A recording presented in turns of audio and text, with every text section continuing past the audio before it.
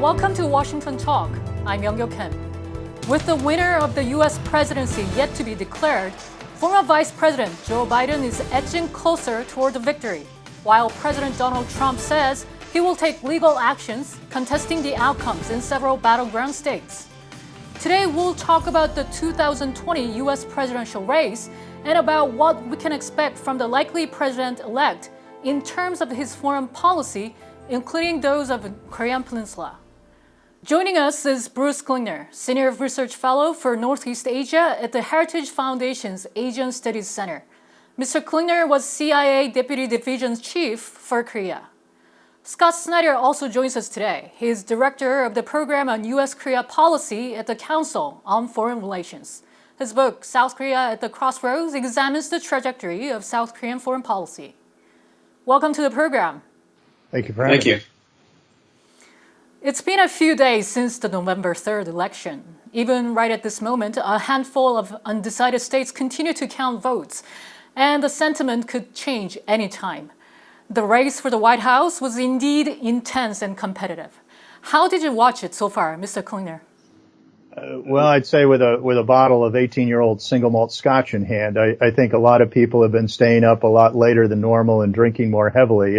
It's been very tense. We've seen the votes get closer and get passed. So hopefully we'll have a resolution soon and that we can know who our next president or our re-elected president is. And Mr. Snyder? Well, I think the main takeaway that we've seen from this week is that this election is not going to bring a resolution, but rather it is going to be the change to a new chapter in a situation where the polarization in the United States is so deep that it also will have an impact on the leadership of the next president in one way or another in just about every dimension of policymaking. Mm-hmm. Former Vice President Biden has signaled a possible overhaul of the U.S. foreign policies if he gets elected. Most recently, he vowed to rejoin the Paris climate deal on his first day in the office should he win the election. Shall we also expect a similar move in North Korean Asian policies, Mr. Snyder?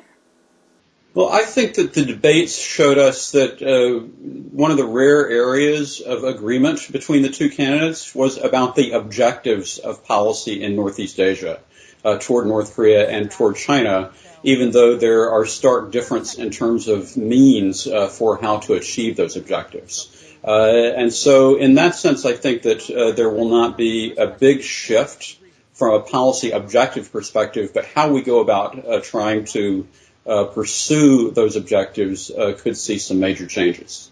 Mm-hmm. Mr. Klingner, what is your view? I agree with Scott, but I think there will be certainly a significant change in how the policy is pursued. We all want denuclearization. We can argue about whether we need more pressure, more diplomacy, or a mixture of that, as we've been debating that for decades.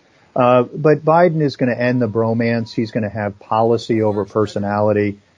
He's not going to claim victory before any progress has been made, as President Trump did. So we're going to see more of a bottom-up traditionalist view where the conditionality of summits is based on progress at working-level meetings before President Biden would agree to another meeting with Kim Jong-un.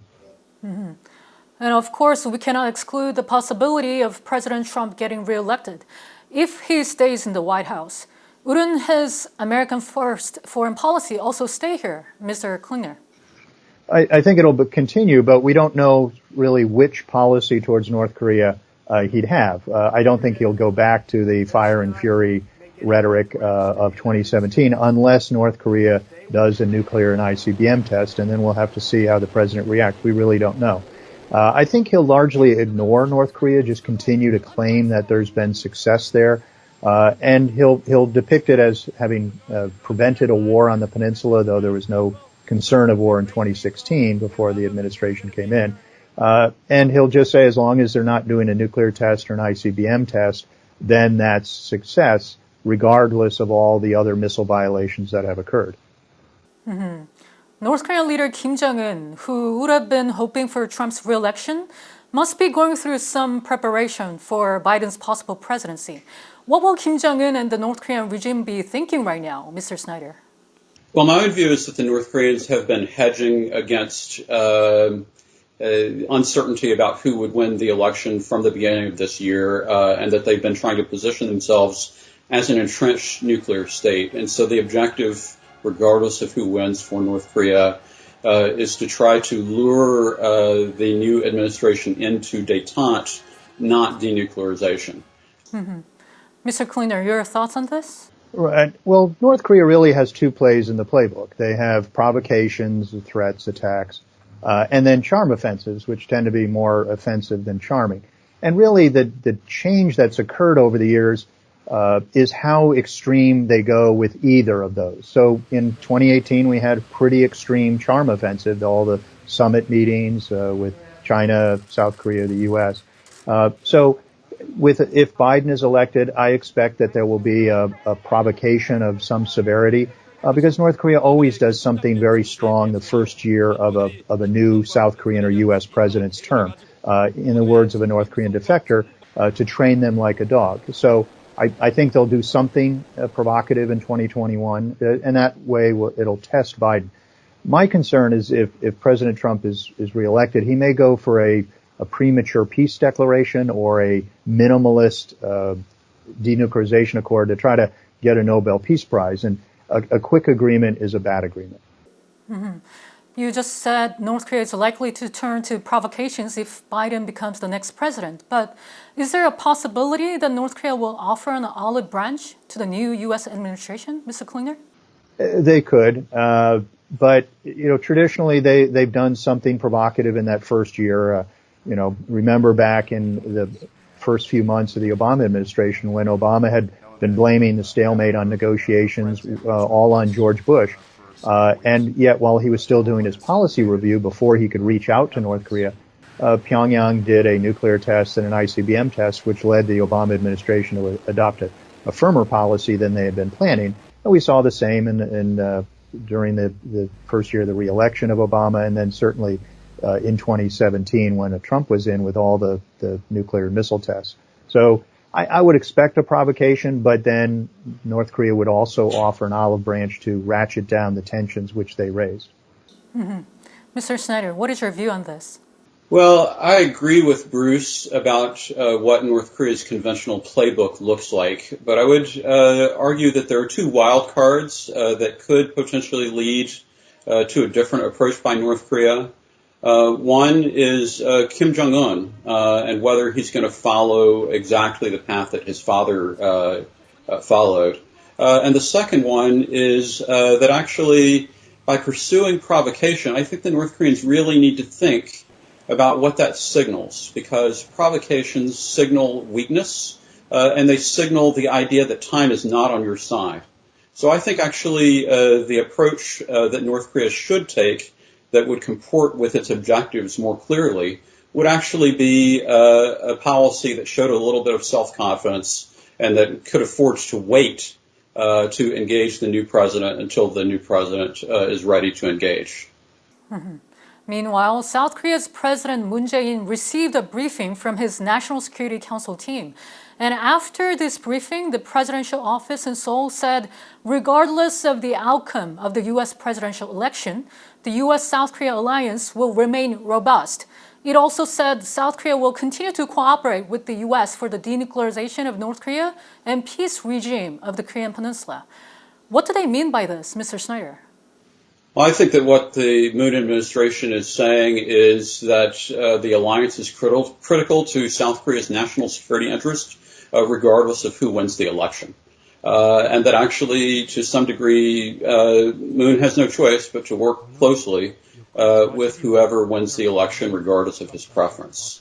And so, in that sense, I think the really interesting thing to watch for, especially in the context of a transition, but even if Trump continues, is what is the personal chemistry between Moon and Trump, or more importantly, perhaps, between Moon and Biden. And I would actually argue in the Trump era, the Trump-Kim relationship has been the most important relationship related to the peninsula. In a Biden era, the Moon-Biden relationship may actually be the critical relationship. Mr. Klingner, your take on this? Well, South Korea, like all other countries, have to hedge their bets. They will have to deal with whichever president is in office. For South Korea, there will be a plus and a minus to having Biden if he's elected. The plus would be Biden would return to a traditionalist American view of alliances based on shared values, principles, objectives, rather than a transactional relationship seeking to make a profit off of U.S. forces stationed overseas. So Biden would likely abandon the exorbitant demands for large increases in burden sharing negotiations. He would likely drop, or as he even said, he's going to drop the threats of reducing U.S. forces. And Biden won't engage in the insulting rhetoric that the Trump administration has. So that'll be a positive. But on the negative, Biden is less likely to do an impetuous meeting with Kim Jong-un and sign a peace declaration, which is one of Moon's main objectives. So there will be less tension in the bilateral relationship between Seoul and Washington, but perhaps a less potential for progress or seeming progress between North Korea and the United States. Mm-hmm. Does this mean that we should expect some changes or at least some adjustments to how the U.S. and South Korea work together on the North Korean issues, Mr. Klingner? Well, I think it will be easier in that there won't be the underlying tensions from the alliance issues of OPCON transition, special measures agreement negotiations. But there are going to continue to be, I think, large gaps between how the U.S. and South Korea approach North Korea. The U.S. is going to be focused on sanctions, although sort of weakly implemented, and maintaining, the sanctions and the pressure while reaching out with diplomacy. Whereas South Korea really wants to reduce the sanctions, reduce the pressure, and offer concessions to the degree possible under sanctions towards North Korea to try to get them back to the table. Mr. Snyder, what do you expect? Well, I see a more challenging pathway for the alliance under a Biden administration in terms of coordinating with Moon in a number of areas. And one of them is related to the relationship between peace and deterrence, because I think that the Moon administration really wants to focus on peace. I think the Biden administration is likely to restore an emphasis on the credibility of extended deterrence. And so I think that'll be a challenge. A second area that will be focused on is coordination of policy towards China.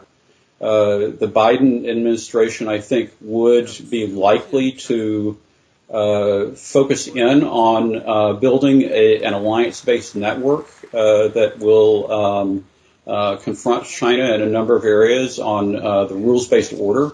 And it's not clear to me that Biden and Moon would be on the same page on that. And then finally, I think that the Biden administration wants to reinvigorate alliances, including trilateral coordination with Japan. And we all know that there are problems in the South Korea-Japan relationship. And so these are issues that I think are going to be more challenging than people might realize. Frankly, because Trump is out of the picture, the spotlight is going to be on these cracks in the alliance, and the onus, I think, is going to be on the Moon administration to try to cover over some of those cracks. And South Korea has played a mediating role between the U.S. and North Korea, especially in realizing the historical summit between Trump and Kim Jong-un. The South Korean government also has been pushing for the end of the war declaration of the Korean War. Will South Korea continue pursuing these with the incoming U.S. administration, Mr. Snyder? Well, he probably will, but I would argue that in order for those policies to be successful, Moon needs cooperation from Kim Jong-un. And so the focus in terms of building support for an end-of-war declaration or for peace on the Korean Peninsula really has to be on bringing North Korea on board. And I see precious few signs that North Korea is ready or willing to join that effort. Mm-hmm. What about you, Mr. Klingner? Right. President Moon really is pursuing a peace declaration as some way of trying to induce movement in the Washington-North Korean relationship. But the U.S. is less interested in that. They question what's the utility of this document.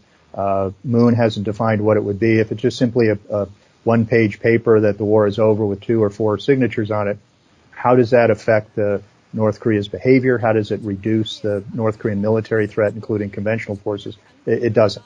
But also North Korea, as Scott pointed out, hasn't been interested in negotiations or dialogue even with South Korea or the United States.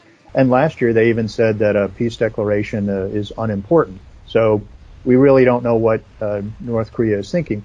When U.S. negotiators met with them in Stockholm a year ago, they tried to get North Korea to define, what do you mean by a peace declaration? What do you mean by hostile policy? What do you mean by a security guarantee? And the negotiators wouldn't give any definition of what would enable progress. Mm-hmm. And during the Obama administration, the sanctions on North Korea were considered to be weaker compared to the Trump administration. Which path will the Biden administration take on sanctions, Mr. Snyder? Well, I actually disagree with that characterization to some degree, because I think that the last year of the Obama administration actually was the time when the platform was built for application of maximum pressure, and it was backed by some legislative actions that were taken at that time.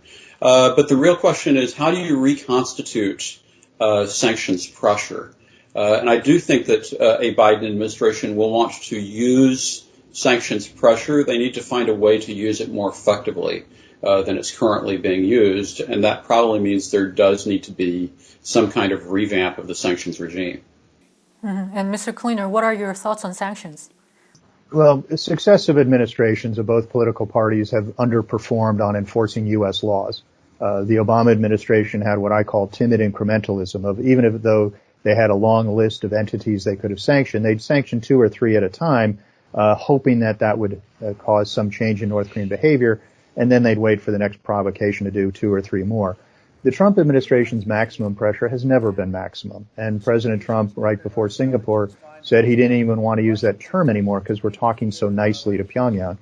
He announced 300 North Korean entities he wasn't sanctioning. That's 300 entities violating U.S. law on U.S. soil in the U.S. financial system. And he reversed Treasury Department's actions against 2 Chinese shipping firms. So we've never been at maximum pressure, even though it's a nice bumper sticker. So I think Biden will use sanctions and pressure as one of the instruments of national power, but there's a question of how strongly he'll use it. And my last question, while Biden has criticized the Trump administration's foreign policies, couldn't the new administration try to succeed some of the incumbent policies that turned out to be rather effective? Which North Korean policies could the next administration adopt from the incumbent administration, Mr. Klingner? Well, I think the tools are there.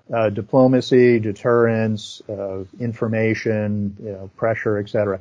It's really just how differently you use them. I mean, 2 carpenters will use the same tools to build 2 totally different houses. But there's a lot of commonality in those policies. But the other end of the spectrum is, what will North Korea do? We've had 8 international agreements with North Korea. All have failed. North Korea has really indicated it has no intention of denuclearizing. So, regardless of who the president is and regardless of what tools they try to use and what combination, it's going to be extremely difficult, if not impossible, to get North Korea to give up their nuclear weapons. So I don't think there's a lot of optimism that any president can bring about that, at least without a lot of pressure, a lot of energetic diplomacy. But the ball really is in Pyongyang's court. Mm-hmm. Mr. Snyder, your last thought? Well, I think that the second presidential debate actually gave a demonstration and a clue to how a Biden administration has adjusted its approach based on the success of symmetry in terms of engaging with Kim Jong-un. On the one hand, Vice President Biden criticized Trump for legitimizing Kim Jong-un and called him a thug, but then he turned around and said he'd be willing to meet if North Korea came back onto a denuclearization pathway. And so essentially what Biden is talking about is conditional legitimation of Kim Jong-un as a ruler. And I do think that represents an adaptation of an innovation that occurred under the Trump administration. The presidential race is still too close to call, and the vote counting has been slower than many would have expected. With all the eyes on the key battleground states, we'll have to remain calm and patient until the final results come out. Mr. Klingner and Mr. Snyder, thank you so much for being with us today. Thank you for having me. Thank you. And that does it for this week's Washington Talk from Voice of America. Please join us again next week for more analysis.